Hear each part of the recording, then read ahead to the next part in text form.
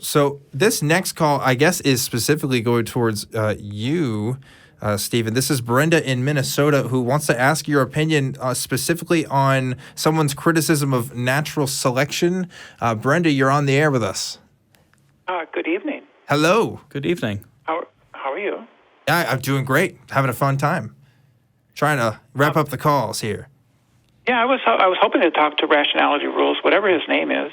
I subscribe to him. I have been for a long time, and I enjoy his content, but it's really pretty elementary, and I was hoping he would kick it up from 101 to maybe 201. And one suggestion would be to address tougher problems within the philosophy of science or just general in philosophy. And one suggestion would be to address Eugene Fodor's criticism of natural selection. And I was just wondering what he thought of that. So I'm not aware of the criticisms that you're mentioning.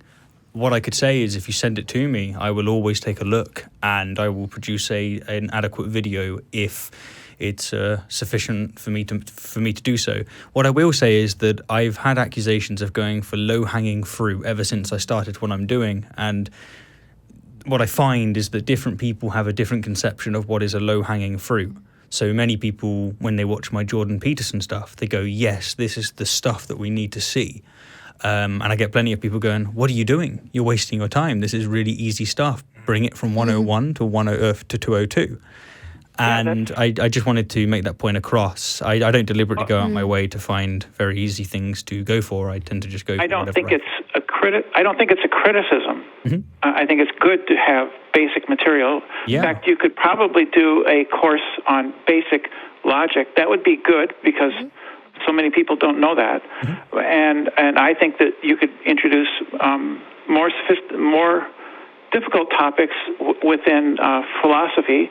One of them might be what I'm suggesting, which is Fodor's criticism. Basically, Fodor criticized from an atheistic perspective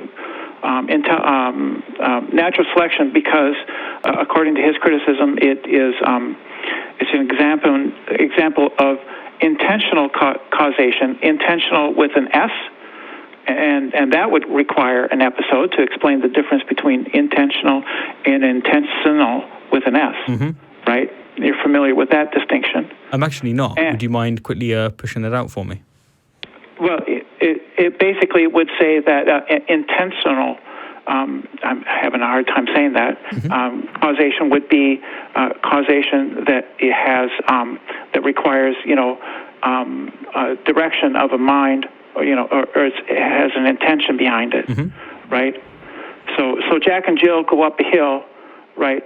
Their intention is to get a pail of water, right?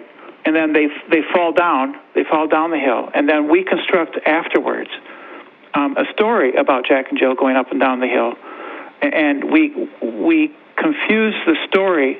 The story is post hoc, but we confuse it, particularly with natural selection, as saying something about why they went up the hill, and it doesn't. Natural selection can't select for traits, and it can't be a theory of a causal theory, and therefore natural selection must be wrong. So are you somebody who accepts this criticism? You think that natural selection is wrong? I think what he's saying is a stronger version. He's coming from an atheistic perspective, and what he's making is an even stronger version, which is that there is full stop no.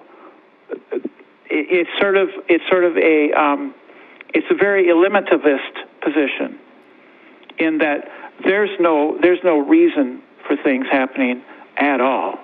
At least as far as the natural selection goes. So natural selection can't select. The classic example is it doesn't select for the heart pumping blood or for the lub-lub sound that the heart makes. That's the classic example that he gives, right? That it can't, there's no way for natural selection to distinguish between ride-along traits, so hanging on traits, spandrels, as others have called it. Since there's no way for natural selection to choose between them, then it can't be selecting for the traits that we think it. We're creating our explanation post hoc. So I have an answer, and therefore but it's not really an explanation. So I don't know the details of this exact theory, but from what you've just said, I think it sounds like a basic misunderstanding of what natural selection is. It's not about selecting for traits. It's not about purposely selecting these things that are going to help something survive. It's about random mutations happening, which happen to help something survive, or they happen to help something die. And over time, that affects populations as a whole. So as a very, very simple example, that's been the response by some people, but that misunderstands as criticism, and also as the theory is formulated, it is formulated as an explanatory theory that does explain why things are selected for. Okay. Because many things that we have are byproducts, right, of something that may have been selected for. So while natural selection may not have selected for the byproduct, it's selected for the primary factor. And that just comes along for the ride, if that makes sense.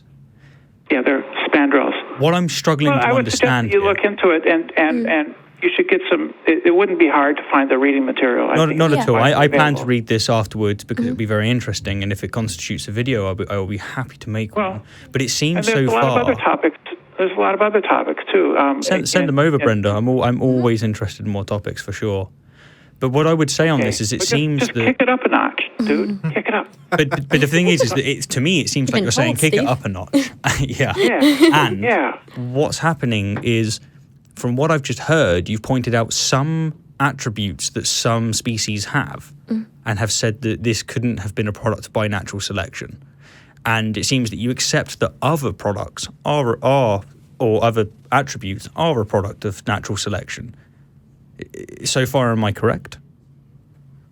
Well, I don't think that natural selection is a valid theory. So you don't accept natural selection at all? Because it can't select.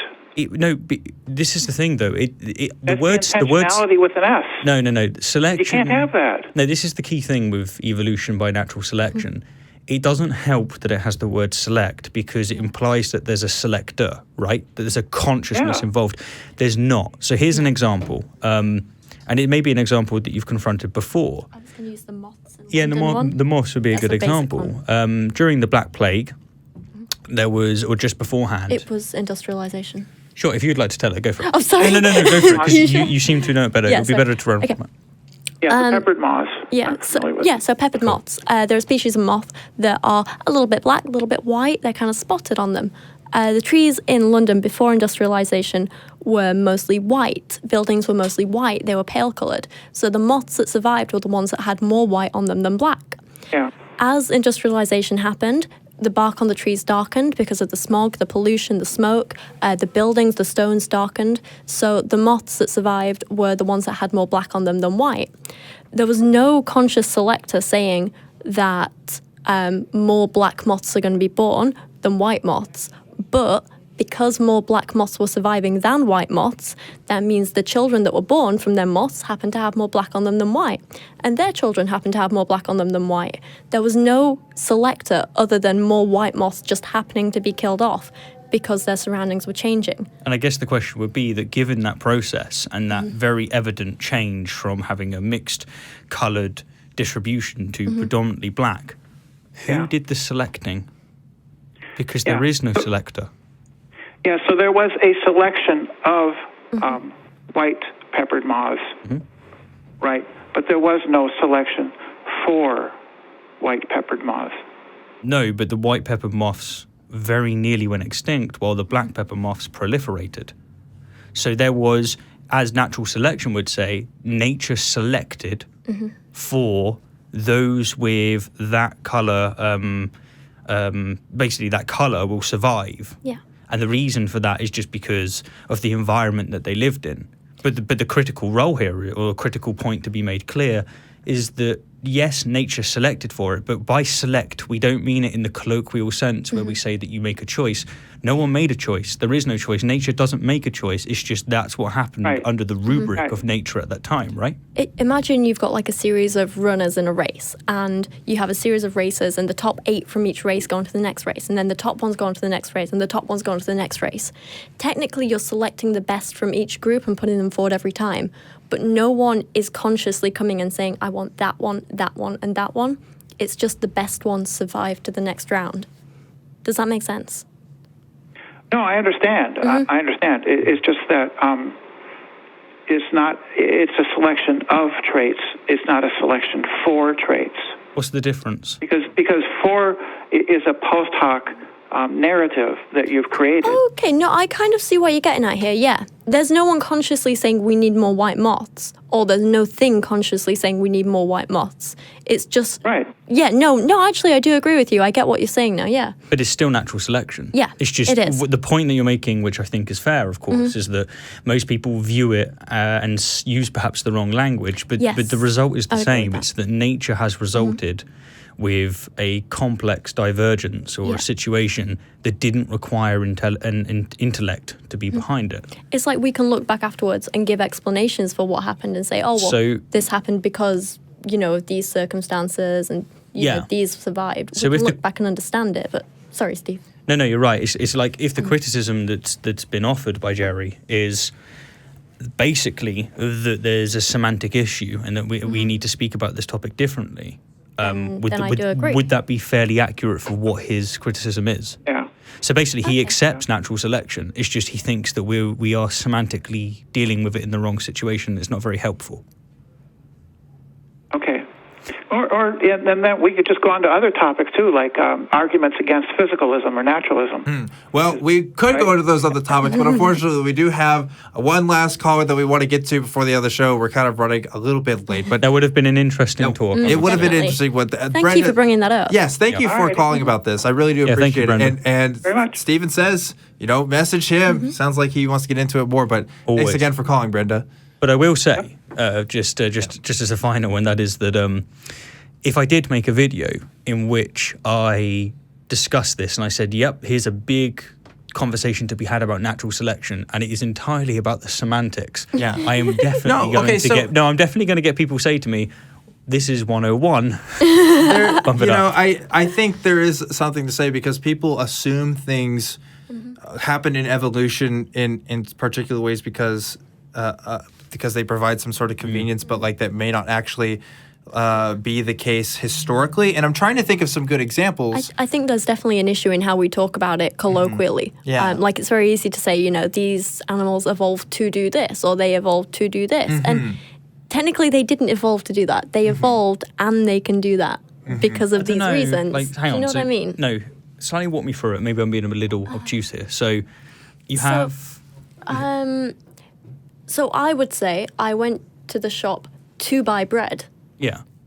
Whereas animals went to the shop and bought bread because they were hungry. But if they're doing something, so for example, whales can breathe underwater for an incredibly long time, Yeah. Why wouldn't it be okay to say they evolved to live for an incredibly long time underwater? Colloquially, we can, but there wasn't a conscious effort to say... I don't understand why that implicitly... What am I missing? Why does that implicitly...